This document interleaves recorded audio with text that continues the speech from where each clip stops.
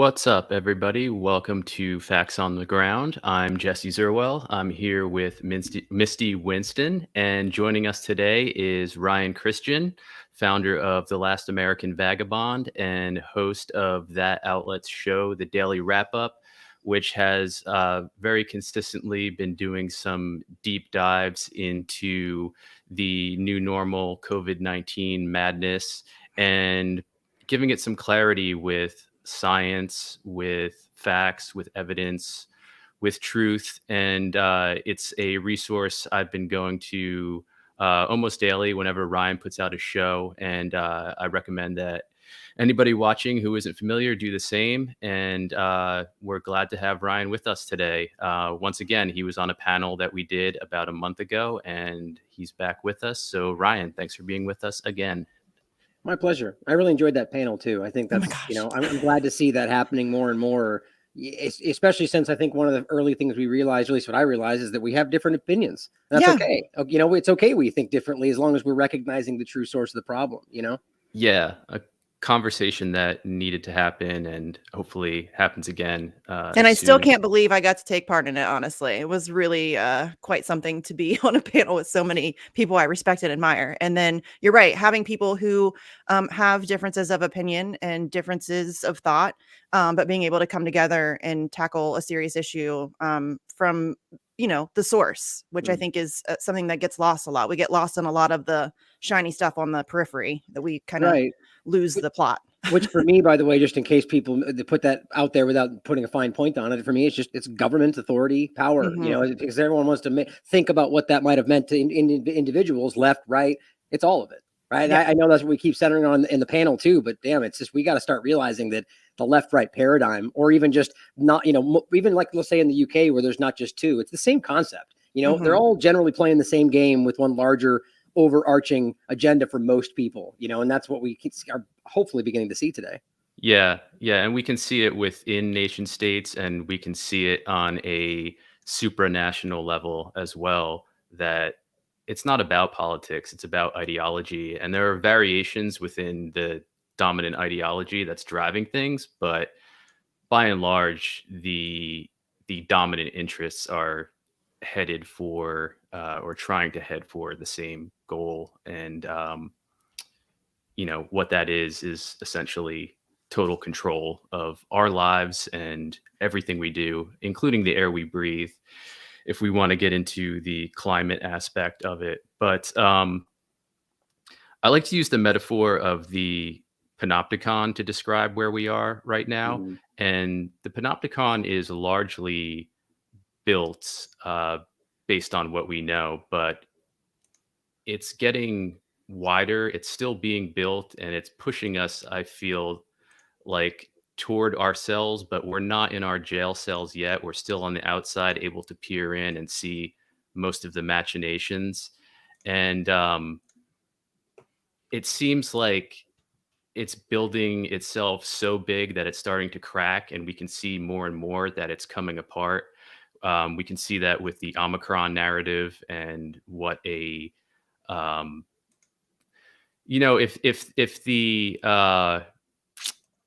if the consequences of it weren't so severe, it would be laughable. But we can see that story, that narrative starting to fall apart, even though everything you read, especially in the mainstream media, is Omicron fear-mongering 24/7. So, and a lot of other peripheral things you could say that are starting to fall apart. But looking at it big picture, what's your assessment of where we are? Because it feels like this push for total control it still has a ways to go, and we still have a lot to not necessarily expect, but it seems like there's a lot more coming. Yeah, there's a lot more on the table potentially to come, and it doesn't mean we can't stop it. I actually think that a lot of work like yours and other people's work out there has aggressively slowed down this push. And I think we've seen that kind of falling apart like you're talking about. And I think the panopticon analogy is very apt, but I think it's important, I think, to dissect what the original analogy is supposed to imply, right? So, it's exactly, I agree where I think where we are, but what I think what's happening is kind of what you said at the end there. The idea of the panopticon narrative is not necessarily that they have absolute control, but it's the illusion of control. It's that the prisoners believe that they have absolute constant view on everybody, right? For those that don't know the analogy, essentially it's the prison where you have one guard tower in the middle with a circle around it. And the guards, or rather this jail cells, are all facing that center, and you can't see the windows, right? You can see the windows, but you can't see who's looking out from behind them. So the idea is that the people in the jail just assume they're being watched all the time because they could be. So, but the problem is that they don't have those resources. That's why they build it that way. So you think you're being watched. The problem is right now we're being transitioned into where right now they don't have that. And they're trying to make us think that they have everything locked down all the time as they build to that absolute control. Like, that's the crazy part of it. So they almost want you to just give up and think, well, they already look at everything. They already know everything. That's not actually true just yet. They're pretty damn close. But if we just lay down and allow that to happen, that's where it will go. And I think that's the important part to see to your question about where we are right now. You know, we're walking a blade's edge right now. Like, we need to see as a people, as a human species, or just specifically, let's just say Americans, if we're going to bring it down to the nation state, that we need to be able to recognize that if we don't cross these party lines and work as a whole, that we will lose this. And that's what's right now happening. Like, they are right now dividing each other with the vaxxed versus unvaxxed and everything else. But even within that narrative, we're starting to see even the mainstream get frustrated, like, because they don't understand it. The natives are getting restless. It shows you that they're even falling apart within that. So we need to capitalize. I've been saying this since long before COVID-19. Maybe I was wrong then, but I think it's pretty clear right now that the majority has never been what they said it was. I've always put it at sort of like a 60 to 70% kind of middle, where people are fluctuating. You know, they vote left, they vote right, they vote whatever. They kind of go with party things, and they don't really get represented by the main media. But then those small portions of the fringe of the 20 to 30 or whatever it is on the left and the right, they focus in on that as everything. And we're told that. So that 70%, most of them think that they're the fringe. So they don't realize it. We need to recognize that the vast majority of Americans are not okay with what's happening right now. The vast majority of the world, in my opinion. And if we just recognize that, everything will change. That's all. I'm trying to tap into that 70%, you know? Yes. And I just had my show last night, Bitch, and Glory Jones is on it. I love Glory Jones. Shout out to Glory. And we just had this very conversation because there's so much focus on, and it's intentional. There's so much focus on, like, the partisan divides or the division on issues or whatever it is. They want to keep us fighting amongst ourselves. And, you know, we do have differences. There are definitely differences amongst the people about where we should go, how we should get there, all of those things. We can't have those conversations until we deal with the issue. And the issue is the system that's designed to kill all of us. So all of your, you know, ideological debates, as Juliana Sanchez said before, they're bankrupt. You can't have those conversations until we don't even have, you know, the truth most of the time. We don't even know where we are. I mean, how can we figure out where we're going to go? So I mean, I'm hopeful, like you said, we're on like this blade's edge, but it feels like it's starting to tip in our favor a little bit. Like, we're seeing these global protests, which have been, you know, massive in, you know, multiple different countries across the globe. And that feels really, it gives me hope. I feel a little bit of hope coming from that. So, I mean, agree. Hopefully we're moving in the right direction. I feel like their narrative is starting to fall apart. Every day something else gets torn to shreds, or, you know, something leaks and it's proven that they were lying, or that, you know, whatever. So I'm hopeful that we're moving in kind of the right direction on this. Yeah, I would say we are, but I think what's important to remember, just like with every other situation, is that doesn't mean even remotely. I can almost promise you that means it won't stop. That just means they're going to reassess, they're going to take a step back, and they're going to come back one step back, two steps forward. Like, you know, that's how they do this. And so they're going to wait. Some other event will happen, some new thing we pointed to, and it won't even come back from the same angle. It'll be the same. I mean, look at right now with passports, the digital ID. They've been jamming this in from 14 different angles for 20 years. Why we can't see that is what baffles me today. But so they will circle back. Your point, though, is right, that I think we are, and we need to capitalize on that. But you touched on something really interesting there that I said about the whole Q or even the Russiagate side, because I see those as basically the same ploy from different angles. Is that if the quote from, or I forget who said this, but it's something I've quoted from the past, that if they get you asking the wrong questions, they don't care what answers you find. right? Mhm. And that's the point. It's like, if we don't even know what the truth is, how can we pretend we're debating about what's currently happening? We need to recognize the problem before we start trying to seek solutions. That's the classic idea. But yeah, I really do think that that's where we are. And to kind of flesh out the first question you had there, Jesse, is I think that, first of all, if we don't recognize that we will lose whatever people think is about to happen here. And I think, to your point, I think what they are doing is, just like you said, building out this panopticon of control. But that is a first step into what we clearly see happening, which the hardest part about this is a lot of people, even arguably some of this middle 70%, have come to the conclusion that the idea of revolutionizing our world is a good thing. And it could be if the people doing it are actually listening to what people want. But you see, they're using that drive to change things for the better, capitalizing, using that, co-opting it, like with everything else, and driving them into what they decided 20 years ago was where they wanted to end up. And that's not my opinion. It's very clearly mapped out. It's all documented.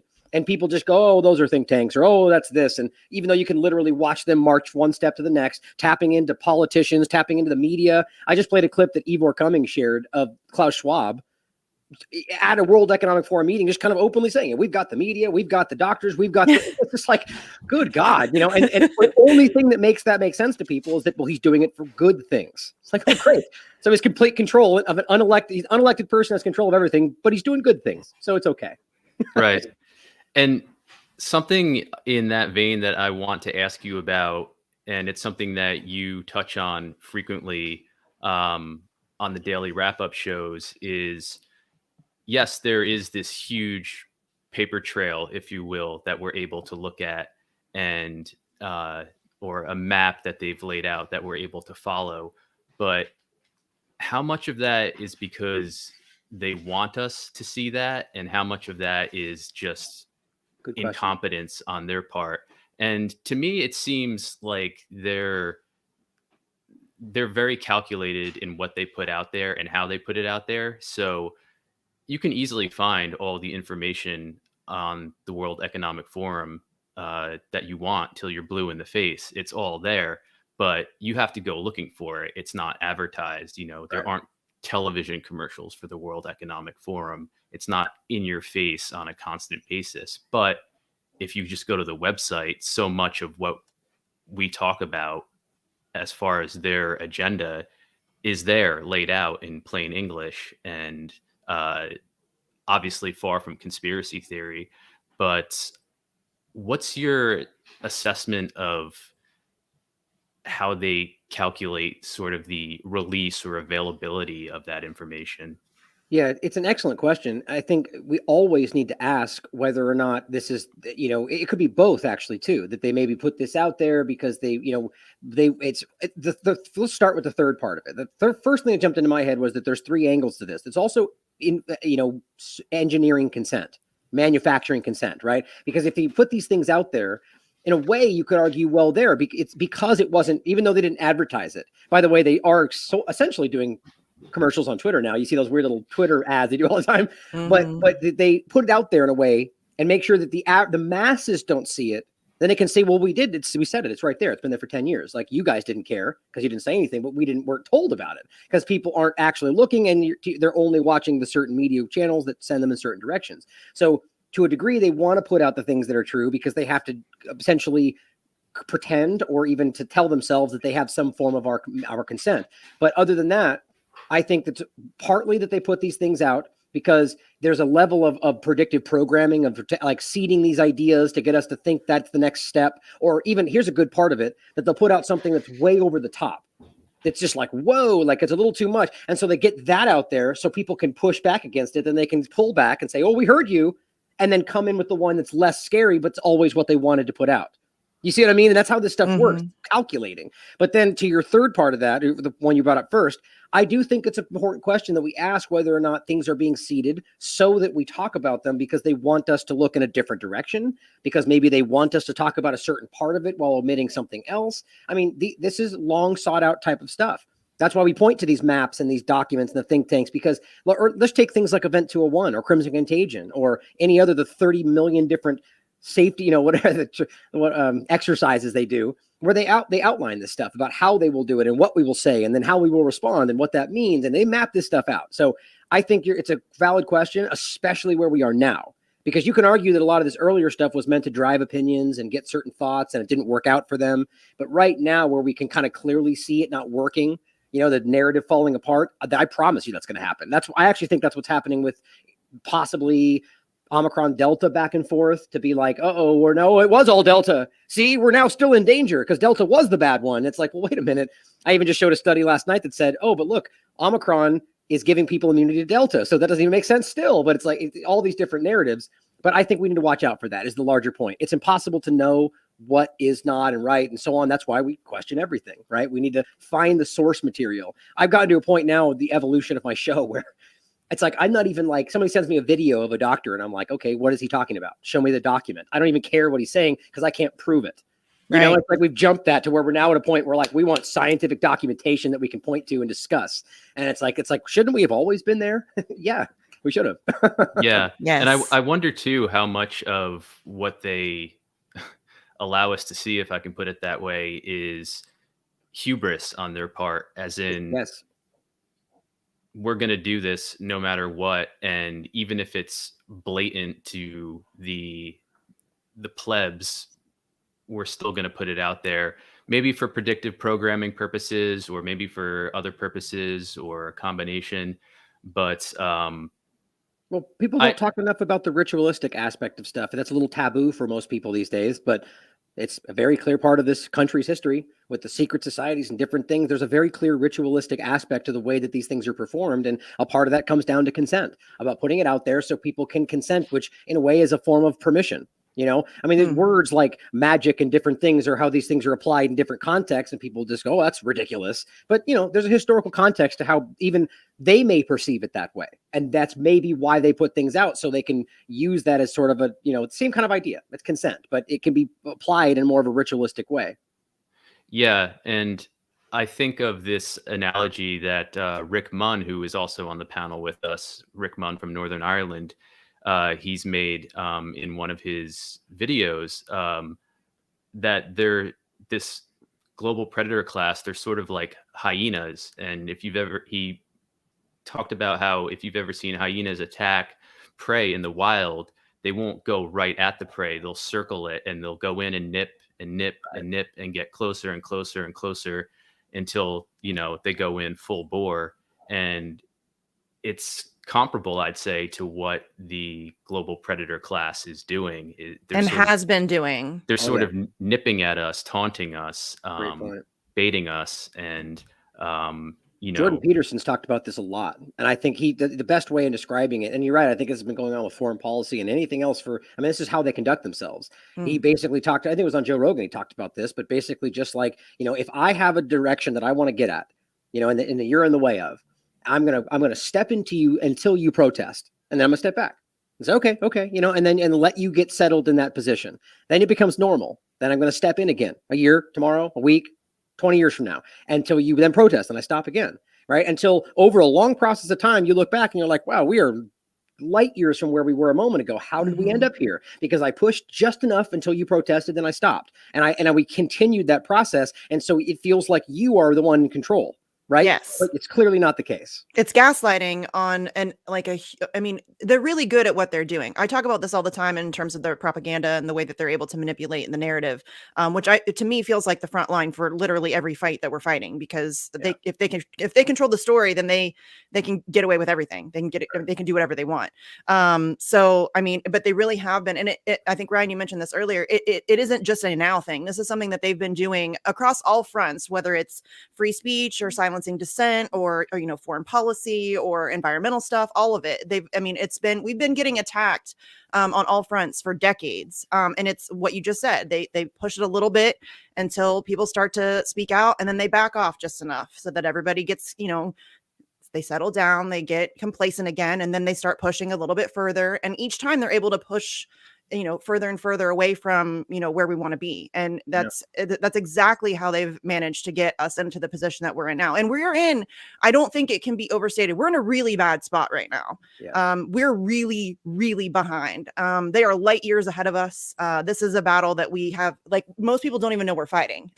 Right. And that's the craziest part. These people believe that they picked this position. And that's the point. They let you think that's your choice, right? It's called the totalitarian tiptoe, the boiling frog. I mean, these are classic concepts that have been discussed and reiterated over the years.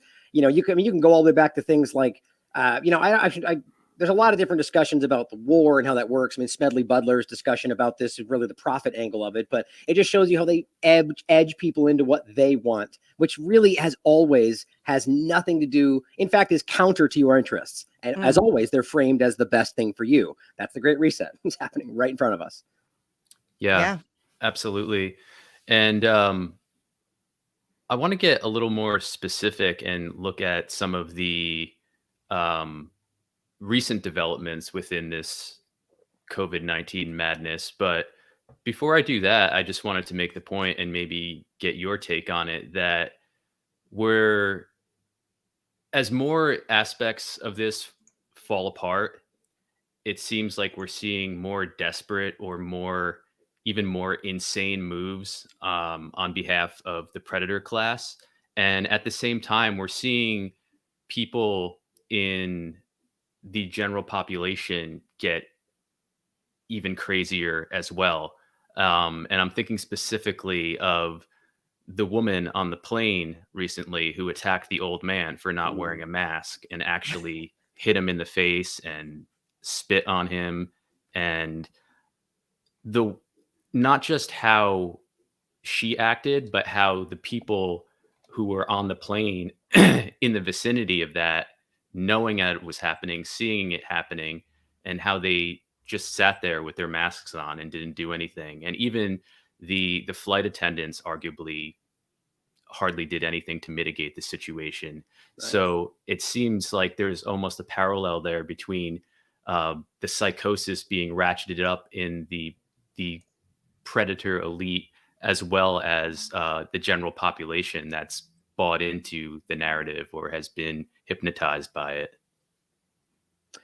Right. Yeah. I mean, I definitely think that we've talked about the mass psychosis, the mass formation, and how that's affecting people. And I think that it's absolutely a flaw. I mean, this is something that has been thought of long before we got here. That's been applied in previous historical events. All the going back to Germany, right? I mean, these are things that have been absolutely applied, and they understand. We've discussed parasite stress theory that Derek's written about.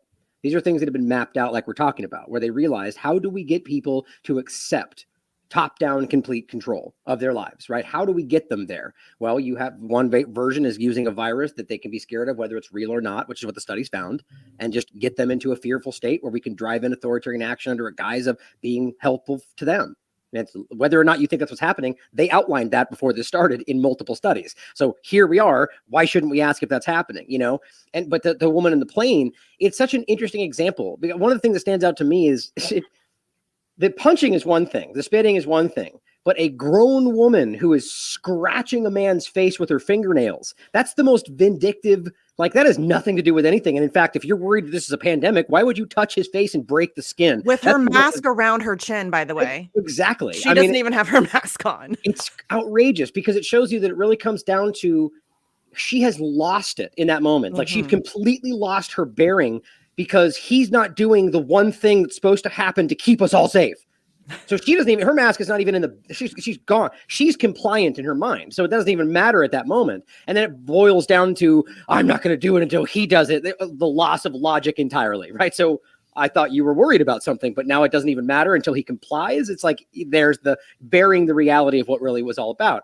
So you're driving these people to absolute despair. Like, she is, can you imagine what that person's life is like on a daily basis, with the day-to-day interactions with people? I mean, they're terrified. They're living their life every moment, pumping with cortisol, fight or flight, which, by the way, don't forget, that stops your immune system as well. When you're in fight or flight, when you're scared, even just stressed out at work, your body's pumping cortisol. That's when people tend to point that our stressful work situations are killing us, which is actually true. But your body, your immune system stops. In fact, you look this up, your hair stops growing, your fingernails stop, everything stops because your body's, historically speaking, you're like running from an animal or something, but now you're just stressed out at work. So this is driving people to be less healthy. It's driving people to act out against each other. It's dividing people. I'm sorry, I think I lost the thread of the question, but the ultimate point was that this is being used against us. I think that's very obvious. Yeah. And You bring up a good point there about stress and the immune system. And this is something that Denis Rancourt often brings up about how stress is actually the most dangerous Mm-hmm. um, enemy to our immune system. Just constant stress, anxiety, etc. And so you take putting a large part of the population in that psychological position, and then you take a whole host of other aspects that we can talk about. For example, the way the injections work or don't work, the way they attack the immune system. For example, the way lockdowns target both the sick and the healthy, and what that does to individual immune systems and collective immunity. And you have to start to ask at some point, how much of this is deliberate? Right.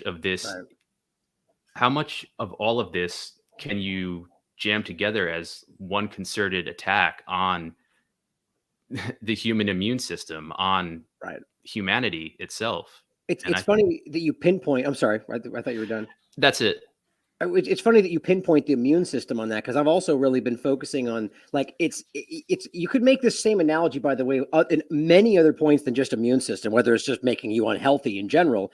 But it's become very clear to me that they're, whether by malfeasance, accident, or criminality, they are, I guess malfeasance and accident could be kind of the same thing, but all these things are leading in the same direction of suppressing and hurting your immune system. I mean, every single action they've taken, from the mask, which has undeniably led to all sorts of different things. And I mean, I've even stopped harping on this because it's just that obvious. They can keep saying whatever they want. The data and science has been undeniably clear. This thing adds all sorts of stress to your body. It increases your fight or flight in many different ways, and hypoxia, hypercapnia, and these things all lead to systemic inflammation. They can lead to the suppressing of your immune system in every possible way, including eventually leading to bacterial pneumonia, which can have the same symptoms we're dealing with today, which can also spread. I mean, on and on and on. But that's immune system suppression. Then you talk about the lockdowns, which absolutely, beyond a shadow of a doubt, whether the stress around that or the lack of sunlight or any number of other things, they have been shown to suppress your immune system. Right. Then you speak to just the fear of the media. You're going to die. You're going to die. People are left in this state of constant concern, cortisol. Right. Then you could talk about the injections themselves, which you guys are sure know. We've talked about the idea that this is all peer-reviewed science. They found that 50% of people that are taking these injections have potentially lymphocytopenia, which is the deregulation of your immune system, which the study went on and it ended. It was still going. So potentially forever. Then we talk about the increased risk of infection for the first 7 to 20 days after the injection. That's in Pfizer's data. Talk about the increased risk of cardiovascular. I mean, all of these things together, it's almost as if they made this from every angle to hurt your immune system. Then we can talk about things like vitamin D, where, I mean, even Fauci in the beginning got tricked essentially into saying that he would take vitamin D in this context, and now they've just pretended like it's fake news.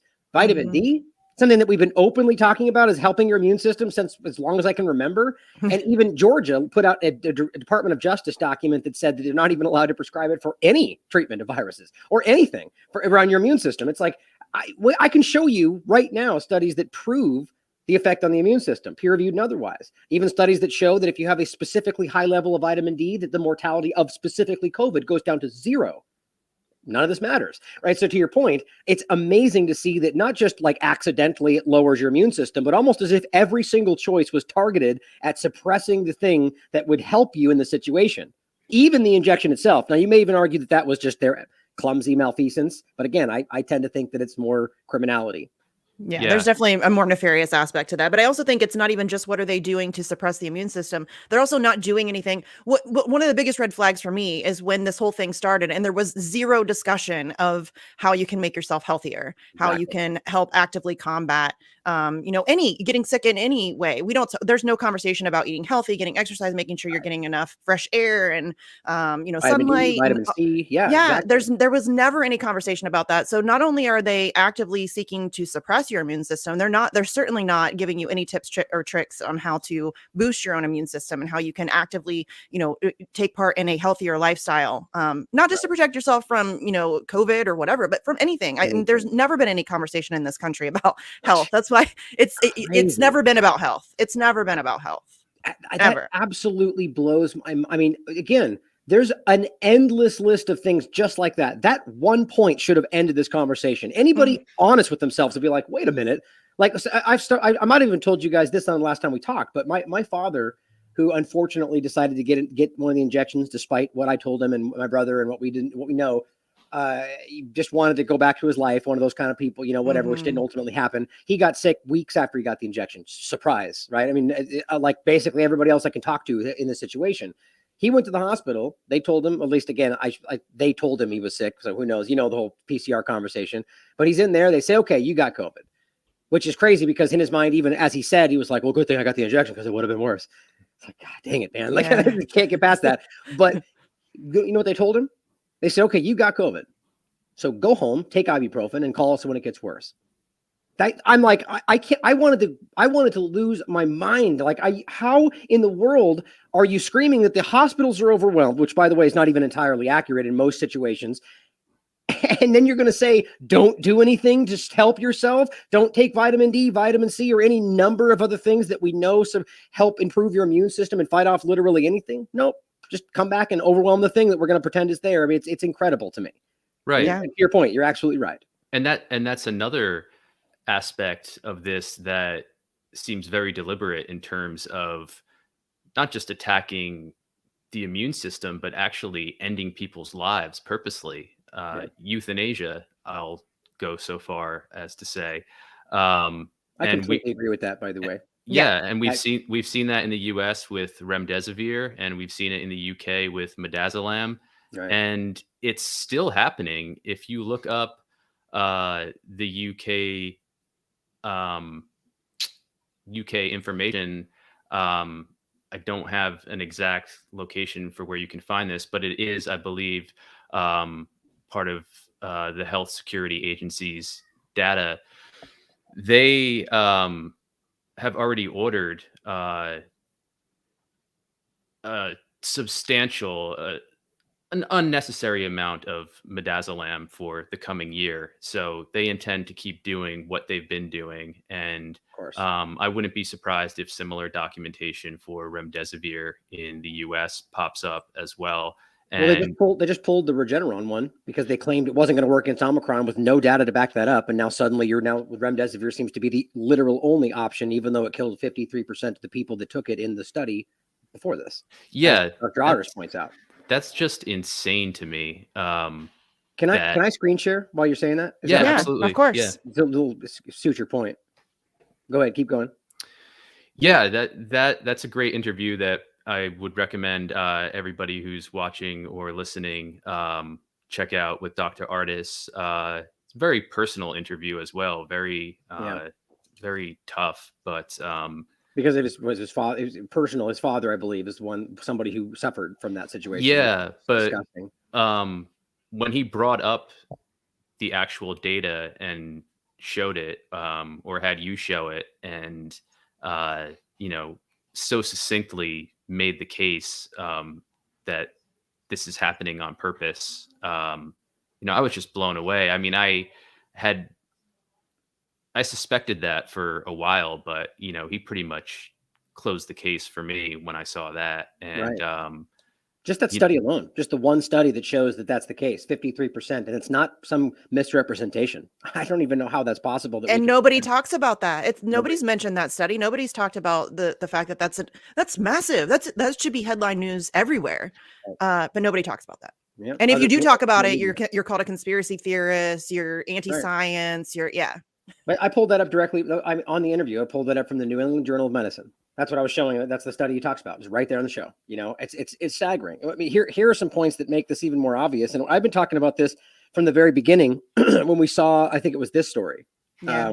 Fury at do not resuscitate notices given to COVID patients with learning disabilities. I have a child with autism. So when this came out, I like, and I know this saying, like, my blood was boiling. That's not even enough. It's unreal. I mean, Yeah. we covered this with a specific elderly woman. There was a kind of a spotlight story where basically what happened was they came in and they basically pushed inside of her door when she answered, and basically posted a sign on her wall without her permission because they called her son, alluding to the fact that she was the one that said it was okay, even though that wasn't. And they posted a do not resuscitate order on her wall in her house simply because she was old.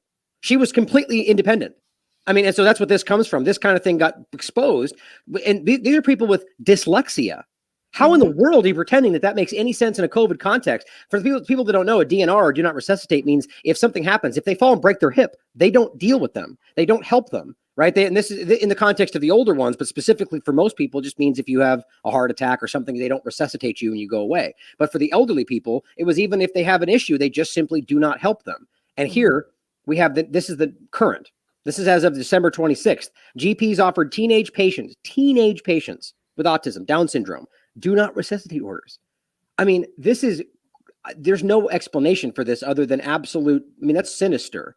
That breaks my heart. I mean, there's no way you make sense of that. I don't even see where the media tried to make sense of that. If you guys see where they tried to make it's a call. And I think the fact that it's so obvious and such an affront to humanity is why they're able to get away with it, because it's almost unbelievable. Like most people look at that and there must be a reason. Their psyche can't handle it. They can't go. You can't process that level of evil. Right. It's hard.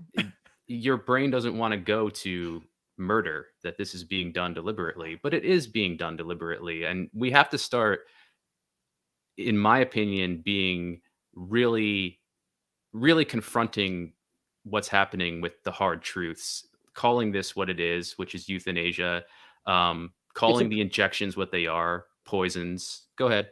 It's important, though, that I think really important on this point, to make sure we always reflect on the fact that there is a lot of people, most in my opinion, who don't know what they're doing is wrong. Right. Whether that's by willful ignorance or not, which I'm not justifying that, but there's a lot of people, doctors, nurses, individuals who are just so hyped up on the propaganda that they don't realize, they think that they're doing the right thing. So what we need to make sure we focus in on, and I agree with you, this is straight up murder. People are being put in positions that are not safe for them, or directly put in lethal positions, just because it's beneficial. Because I mean, if you think that's not something your government's capable of, look at Yemen, look at Syria, look at Bolivia, look at these places they've utterly destroyed, and they're literally currently murdering people right this moment, and they're starving to death in the middle of the biggest pandemic in a century, they claim. How does anybody that make sense? You Americans right now, as I've said before, you are under U.S. sanctions right now. That's what's happening. But yeah, I did that and I lost my train of thought. But anyway, go ahead, Jesse. Take it away. Well, I do that a lot. Don't feel bad. They say it's a sign of intelligence. We'll run with that because that works. I just have severe ADHD, so my brain often works faster than my mouth can. So I often go off somewhere else in my head, and then I can't find it again. That's like I jumped a point over here, and I'm like, oh, that one too, and then this one over here, and then squirrel.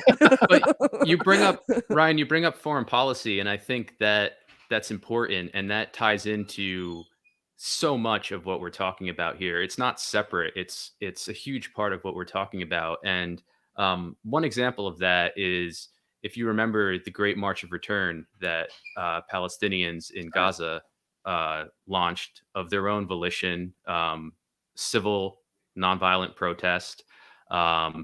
And we saw footage, we heard reports, even on mainstream media, of Palestinian civilian after Palestinian civilian being shot at point blank range by Israeli occupation snipers hiding behind huge dirt mounds. And by and large, the response from most people who really don't ever pay attention to what's happening to Palestinians or to foreign policy or geopolitics in general was, especially with regard to the children who were shot and killed at the Great March of Return, well, it's the parents' fault for bringing their kids there. And you can, looking back, you can see that was sort of a seeding, if you will, of numbing us to mass extermination, which is what we're witnessing now. And by the way, that mass extermination of Palestinians hasn't ceased at all. It's just not in the news anymore because Omicron. Israel was just bombing Gaza, I believe, yesterday, the day before, possibly right now. Right. Yeah. And Syria as well. They bombed the port of Latakia every year a few days ago. Happened to be the 26th this time, but I called it every single year. And usually it's on the 25th, almost every year. This time it was the 26th, but happens every time. Well, that's a good time to hide it. You know, everybody's not paying attention. Christmas is happening. They like to hide those kinds of things behind, you know, festivities and a slow news cycle. But this is why I talk about propaganda so much. This is why, because it is so effective, and they are able to, like Jesse just said, they're able to make you like poo-poo the murder of children. Right. Like any human being, when faced with actual facts about those situations, would be horrified about what's going on. But because they're so able to control the storyline and to control the narrative, control the emotionality of the narrative, they're able to get good, decent human beings to brush off the murder of children as if it's normal and acceptable and fine. And it's terrifying. Yeah. So check this out. I was seeing if I had this. I'm sure you guys have seen this, but since maybe there's always that one person that's probably watching right now that goes, I don't know if that's actually what happened. Well, let's see if we can play this video. You want to add that? This is a video from Harep. You've seen this? Yep. These are to your point. These are whether or not you think it's okay that the parents brought their children to a protest, which seems to happen literally all the time in this country. That they are out there, and this is a sniper behind a bunker of behind a barbed wire fence from a distance, shooting a child standing still.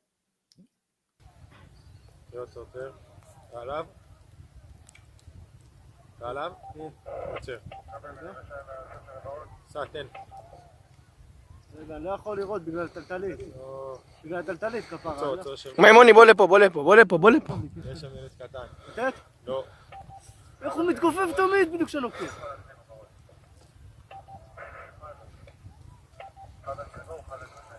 לוקח לך את הוורוד. לא ורוד, אני על הכחול אני.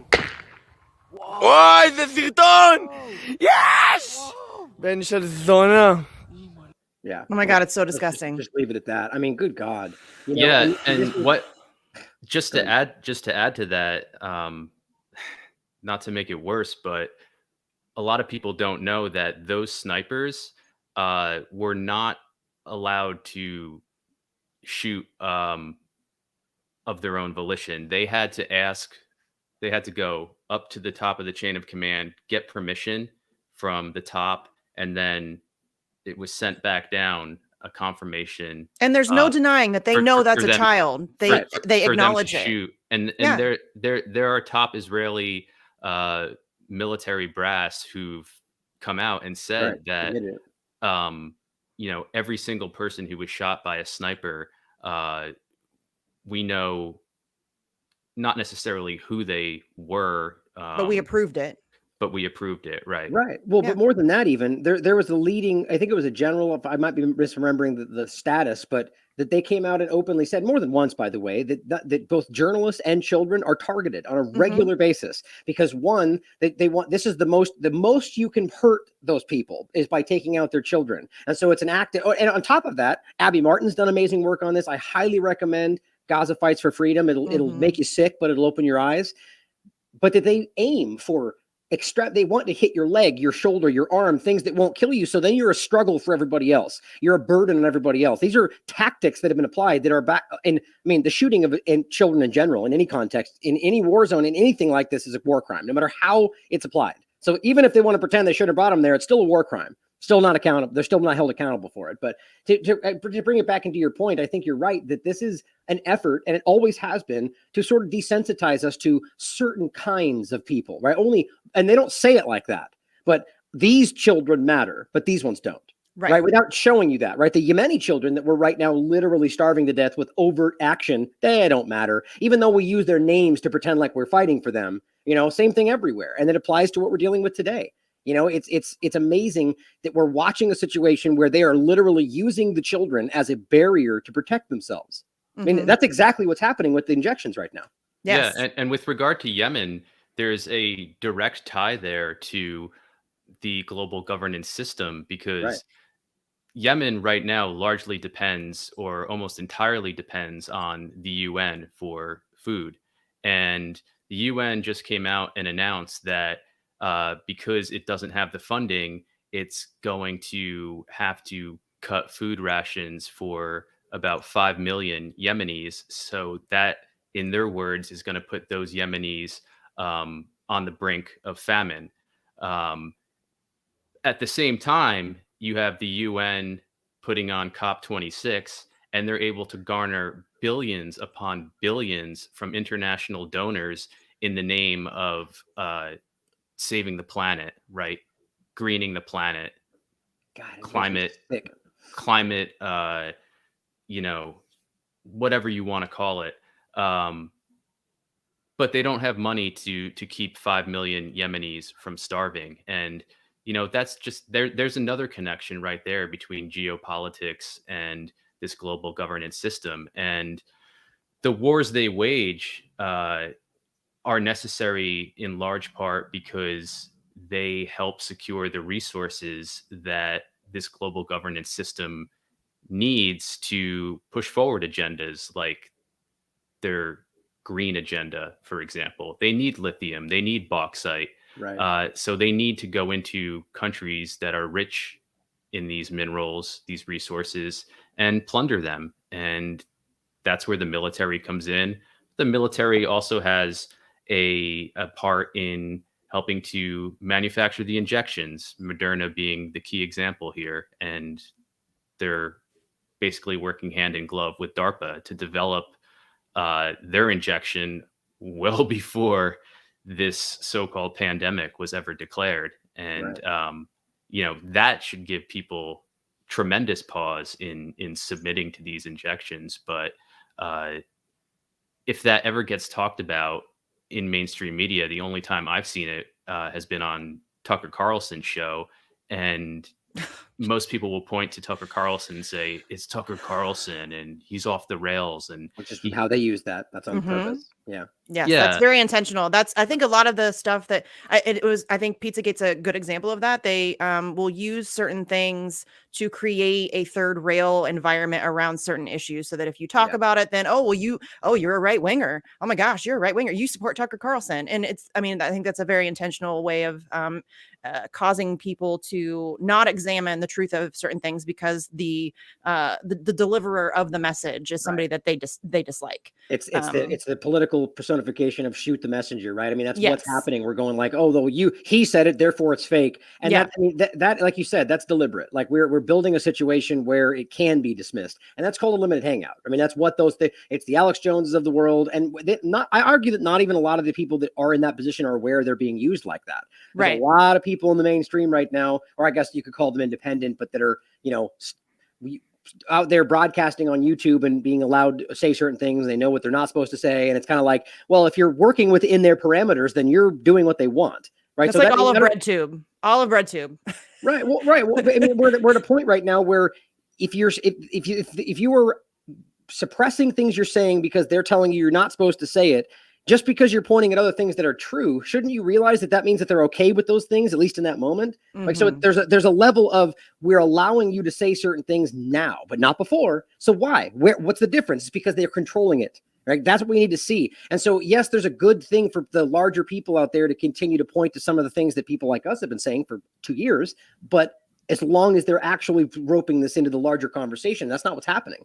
So it can be very damaging. I want to go back quickly to the food part of this. And I've been talking about this long before. 2017, I think I wrote an article about this, that right now the US alone throws away enough food every year to feed the planet. That's unbelievable. So let's not pretend like we're building some new model to fix we're able to do that now in current situations. They want to use that as the justification to push in their new model that they want, right? Right now, I think, at least I'm sure it's changed over the years, but the last time I looked, the UN has been saying this for a decade. All it really takes is about $30 billion and we can feed the planet. No problem. We throw away $30 billion with one firing of rockets, or one missiles, it's like just gone just like that. Or we spend $1 trillion on military in the year. It's like obvious that could be shaved off. I'm not arguing that we should be paying for everybody else's sustainability. That's not how that should work. But the point is, that they're the group saying we're going to take more than that. How much is his Build Back Better initiative, right? We're taking more money than that to build a new system that we'll have to then force into places like these, because we have to bring them into the future to get them there, right? So more money, more spending, more upheaving of their lives that drive in this long-sought plan that probably won't work anyway for their benefit, instead of just going, here's 30 billion, now you can eat, problem solved, right? The problem is that the GMO thing they tried to do failed. We know that. They don't address that right now. That catastrophically failed, just like the conspiracy theorists said that it was going to, because we looked into it and realized that's not what's going, it was meant to fail. So same thing. Instead of going, here's food or here's infrastructure to help you build that to grow your own, blah, blah, blah, and which would have worked. We tried to reimagine the world and build genetically modified foods to help them and spent more money doing so, and it failed. So same analogy, right? Same analogy. And what's interesting is that GMOs, transhumanism, they have these sort of cultural messengers, if you will, to disseminate these ideas and help them gain currency among the wider public. So with transhumanism, you have someone like Yuval Noah Harari, for example. And with GMO foods, probably not a lot of people remember this, but one of the first evangelists of GMOs, who's very well known, Michael Pollan, he wrote about this back in the early 2000s. He wrote a piece. Yeah. I actually had to read it my freshman year of college in my expository writing class, this essay he wrote about GMO foods. And I remember he ended the essay talking about eating a potato salad that was made from GMO potatoes. And he said it was something like it was delicious. You would never know they were genetically modified, and the usual crap about how this is going to revolutionize food production and consumption. And of course, as you said, it turned out to be a catastrophic, lethal failure. But it's still something that's trying to be pushed. I mean, you look at any Campbell's or Progresso soup can, and it's made with genetically modified ingredients. And let's not forget the primary push behind that was Bill Gates. I mean, he was the champion of that agenda, right? I mean, and it completely failed, but here we are with him dragging us into the next one. It's it's the Imperial College thing. They keep getting it wrong and they keep getting used. That we got to start picking up on these things, Yeah. Yes. And people will say, oh, you're focusing on Bill Gates, you're focusing on Klaus Schwab. Yes, we are, but we also realize that they are not the people driving this. They are the public face for people in much higher positions who are in much smaller quantities. Think the global banking class, and they're the ones who are really making the policies and driving them from the top down. Klaus Schwab does wield mighty power, and so does Bill Gates, but they are replaceable, I believe. If they were to be disappeared, somebody else would take their place, and that machine would keep grinding on. I agree. As it always does. Yeah, 100% that last part. But I have to be honest today, and I've always agreed with what you said historically, always. I mean, that's the same thing I say about the politicians and the media. It's like these people don't know what they're doing.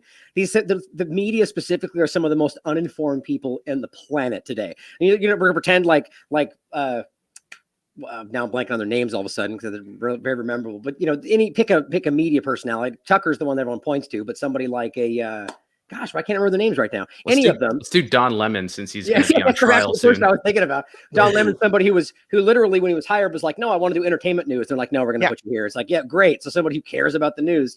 These people don't actually know what's going on. I actually think they believe they're in the know. Like they know all the insiders, my friends in the CIA.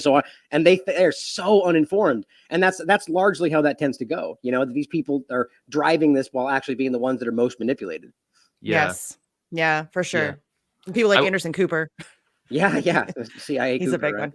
He is literally like CIA Cooper. Right. I mean, they don't even like hide that aspect of it anymore. They're literally hiring spooks to come on MSNBC as commentators. They're paid contributors now. It used to be that they hid it and they were kind of like, snuck into broadcast. Now it's like you'll see somebody with their little name thing at the bottom and it literally says ex-CIA, whatever. Brennan, Clapper. I mean, they're just bringing it's crazy. It's constant. Yeah. And anyway, go ahead, Jesse. Are you gonna do your one more thing? Because I know Ryan's got to go pretty soon. Yeah, I wanted to get his take on something that's been on my mind a lot, at least for the past week, and that is, and Ryan, you and I have talked about this in meetings offline, but this this push by certain people who are ostensibly against lockdowns and injection mandates, who will still say, "Look, I don't care if a doctor is against lockdowns and mandates, but still advocates for people to go out and get injected if they feel like they want to go do that." I, I have a real problem with that because it's these injections that beget the mandates, right? The mandates wouldn't exist without the injections. And on top of that, more and more studies are coming out to show that these injections are universally harmful. And I'm Right. thinking in particular of the one that you went through recently on your show. Um, I have it pulled up. I won't bring it on screen, but The Denmark one. no, um, this is COVID vaccination and age stratified all cause mortality risk from October of this year. I think that was the one, but yeah, but I know what you're talking about. I remember the title. Yeah, and so one of the conclusions is that uh, comparing our age stratified vaccine-induced fatality rates with published age stratified coronavirus infection fatality rates suggests the risks of COVID vaccines and boosters outweigh the benefits in children, young adults, and older adults with low occupational risk or previous coronavirus exposure. So most I people. mean, yeah, Yeah. that's pretty Yeah. I mean, comprehensive this- damnation right there. of course, they're going to dismiss this as always. I mean, that's just how these things work, whether peer reviewed or otherwise. I mean, we've already seen. I mean, I can off the top of my head, I know I can think of right now at least 6 peer reviewed studies, peer reviewed by very highly credentialed people that were then pulled back by the editorial team. That's unprecedented. Even Robert Malone said that's crazy, especially without the knowledge of the researchers. So, but yeah, to the point though, that's powerful, and we should. And Robert Malone's been backing this up. Dr. McCullough's been backing this up. Danny Rancourt's been saying the same thing, even to the point to where he argues it's not even actually there, that it's been such an illusion. And I agree that that's something we should be focusing on potentially. But there's a lot of people have been saying this. It's backed up by scientific research, backed up by peer review. I mean, what else do we need? Why do we need the politics and the government and the media to poke their fingers in and be like, wait, here's why this doesn't connect? The experts are telling us that it does. That's what matters. But even then, we should be able to look at it and go, okay, my opinion matters. Just because an expert's telling me this, I should review this and see what I think about it. And it doesn't. Right. But if it comes down to where you don't really know, then you can lean to the expert's opinion because that's what it's a smart thing to do. But you should always be questioning this stuff because opinions can be wrong, experts and otherwise. I just saw a great video on Canadian COVID Alliance that basically broke down the levels of evidence, and the one they have been running on this whole time, the entire time, modeling expert opinion. That's what's considered level 5, the lowest level of evidence. Random controlled trials is number 1. We are in random controlled trial in spades right now for everything we're talking about, and yet all they can do is point to some model the CDC did in 2 weeks from Kentucky or whatever, and act like that trumps everything that's happening. This is a choice, Yeah. So yes, if you don't mind, I want to say one last thing that I left a point on, and I hate when I do this, but I remembered. Sure. I was saying something about Klaus Schwab, and I was simply saying that I agree historically, but the point was that today I'm questioning whether someone like a Gates and a Klaus Schwab are more than just a face, and it's not. And I think it's because it feels like more of an end game. But you're right that they use that as a way to kind of like dismiss, and it's like the Tucker argument is, they think Klaus Schwab and Bill Gates, well, they must be conspiracy theorists. Regardless of the fact that there's very real reasons to be concerned about why these two unelected people are in every single situation. That's mind-boggling to me. But I really do believe that someone like Klaus Schwab has more going on in this right now than we realize, or Bill Gates. But I do think, Jesse, you're right that there is ultimately somebody more behind them central that is driving the larger agenda, and that they could be thrown to the bus if they needed to be. Sort of like a Fauci, I feel like it's one of those people that he's very high up in the agenda, but if they needed to, he's the guy. He's gone. Yes. Fauci did it. He's the idiot, right? Get him out of the way. He's working with Wuhan. You know, it's all over, right? We're all safe. So I just think that's important to think about. It might be shifting based on an end game scenario, but I didn't want to forget that. So there's always a fall guy. Ghislaine Maxwell is a very relevant one right now. Clearly, she's going to be the fall guy, and all of these sick, perverted weirdos who, raped and murdered, or raped and tortured a bunch of kids are going to never see the inside of a courtroom. So, and that's what happens all the time. And I do also want to mention, you mentioned Dr. Malone. He's been booted from Twitter. Everybody should raise hell about that. We have to combat the propaganda or the censorship and the propaganda. The fact that we're not allowed to have these conversations should terrify everybody. We should be allowed to talk about this. This is something that's affecting literally every human being on planet Earth. Conversations should be allowed to be had. All conversations, no restrictions. Everybody should be able to talk about this. So fight back against the censorship, please and thank you. You guys know how much I hate censorship, so please raise some hell on Twitter and call for him to be reinstated, because that's bullshit. I agree. So thanks for coming on, Ryan. We appreciate you taking the time to come on. We'd love to have you back, and this is not going anywhere anytime soon, unfortunately. So there will be more aspects of this to pick apart.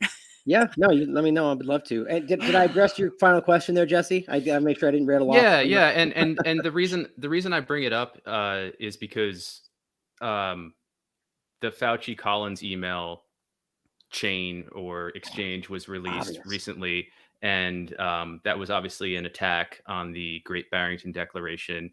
And I have nothing but respect for the Great Barrington Declaration. The problem I have, though, is that at least two of its authors, Dr. Jay Bhattacharya and Dr. Martin Kulldorff, still toe that line of, well, there's some benefit to the injections, and if people choose to get them, then they should have the right to go get them. And I think that given what we know now about these injections, and that there is no clinical data to back up what they're saying as far as there being a benefit, I think it's very dangerous for them to be saying that. It's irresponsible, and that's something we need to take them to task for, even if they've done something as noble. And I don't mean noble facetiously. I mean it sincerely, as penning the Great Barrington Declaration. Right.